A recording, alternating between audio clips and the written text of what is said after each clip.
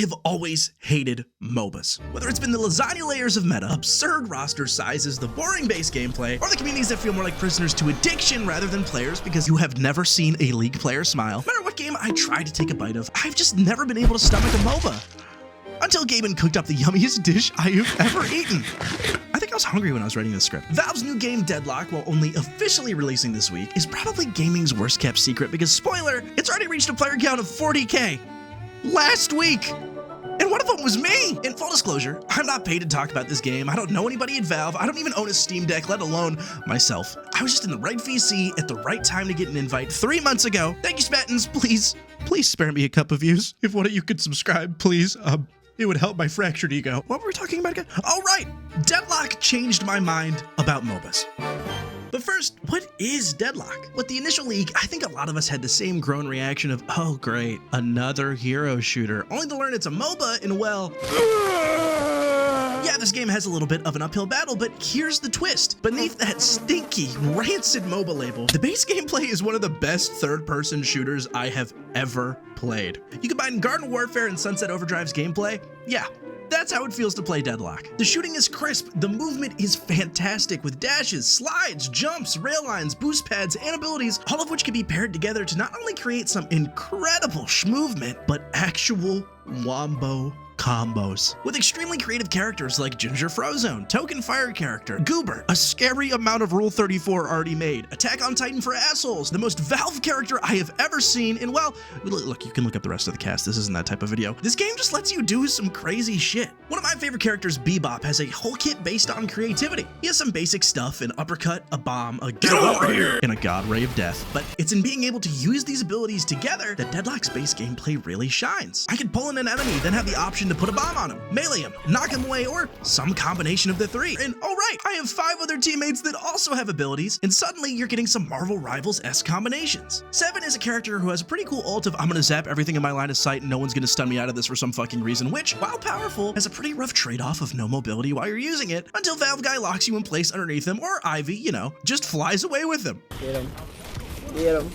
This feels like a war crime. And then remember, this is a Valve game. The movement is just so good. Despite this game being an M-word, Valve didn't shy away from letting you feel like a schmovement god at any opportunity you want to. Whether it's hopping off the zipline at just the right moment, timing your jumps, your slides, or your rolls together at the perfect time, moving around in Deadlock just feels good. Then you add in the specific character abilities to get around, like Frozone or just simply flying away, and oh yeah, sliding gives you infinite ammo for some reason. Now, just for a second, imagine you're playing Overwatch. I'm sorry. And imagine you're playing Mercy. I'm really sorry, and you're probably gay, but hey, at least that's a plus, #ally. It's your 1000th game, same kit, same abilities, same output. It's gotten pretty boring, hasn't it? Now, with that in mind, imagine you're playing Deadlock, which one is a trick question since, you know, you don't have that 40K subscriber clout like this guy.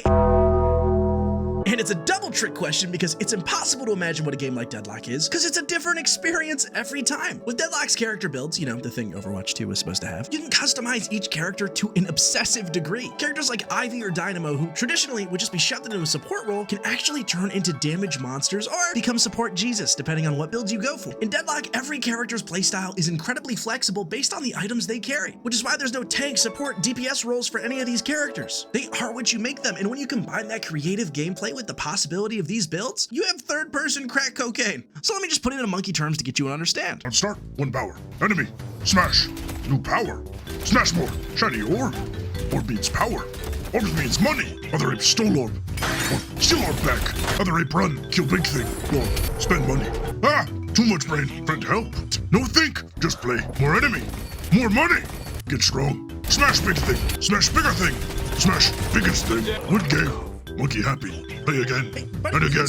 And again. You can and stop. again. It's okay. And again. Get off the game. And again. Demonstration's And over. again. Enough. Stop. Think monkey have problem.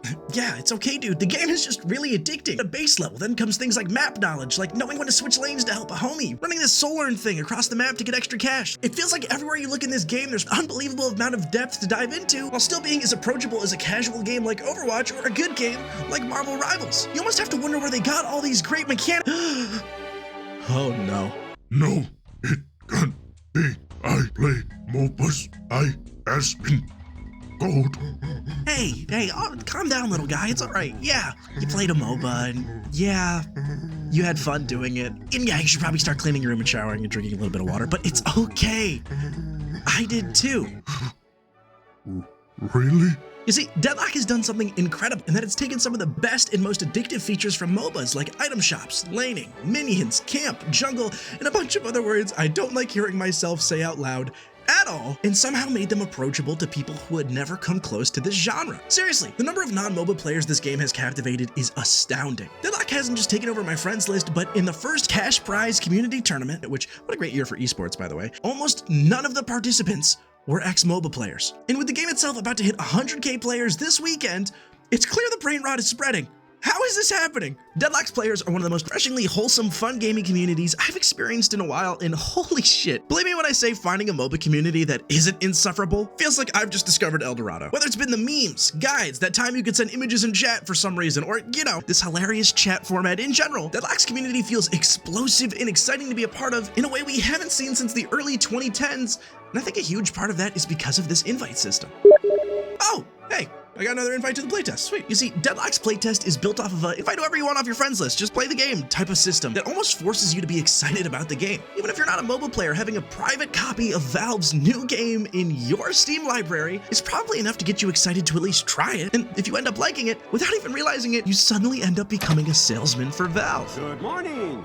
Vault-Tec calling. The number of times I've asked a friend if they wanted to try Deadlock only to find out they've never heard about the game is insane. And of course, this leads to me and anyone else talking about the game excitedly explaining the whole situation, why they should check it out. And well, when the game is this good and you can get someone else to experience, yeah, it turns out you're gonna be pretty passionate about trying to get a buddy to play with you. And since the game has no traditional marketing, distribution, and well, Valve's just pretending it doesn't exist until they're forced to, the community has really taken that job upon themselves and is just having fun being this little welcoming in-group. The game's really modern shareware. Basically, in the early 2000s and 90s, game developers would release these demos or specific levels of a new game in free CDs sent in magazines, cereal boxes, or whatever, knowing that they'd only be ripped and shared between friends. It's how games like Duke Nukem 2, Doom, Prince of Persia, Quake, and even Warcraft got their explosive starts, and well, built their communities. It creates those exact moments that Deadlock's creating of, hey, yo, dude, you gotta check this out. Because when you let people into a cool little secret, they're gonna want to tell their friends and get them involved, which is why, despite being a YouTuber, I'm never committing a crime with you people. It honestly feels like Deadlock's community has rediscovered what made early internet gaming so electric. There's this sense of discovery and camaraderie, like you're part of something that's just yours. Before the corporate branding, the monetization, before esports orgs and influencer partnerships ever get involved, it's just raw, it's messy, and somehow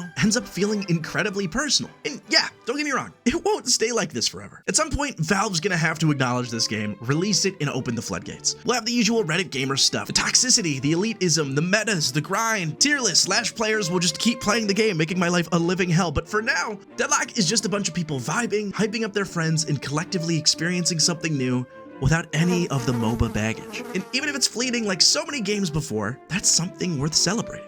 To put it simply, Deadlock feels like a rare treat in the gaming world. In fact, it's a reminder of why we started playing games in the first place. It's remembering that the joy of gaming doesn't always come from the genre you expected, but the thrill of experience, sharing laughs, friendships built, and right now, Deadlock is nailing that better than any MOBA I've ever seen. So whether you're pulling a friend into the game or just basking in the chaos of all of this, remember, sometimes the most fun you can have in gaming is just sharing the hype with someone else. And that's really half the fun of it, isn't it?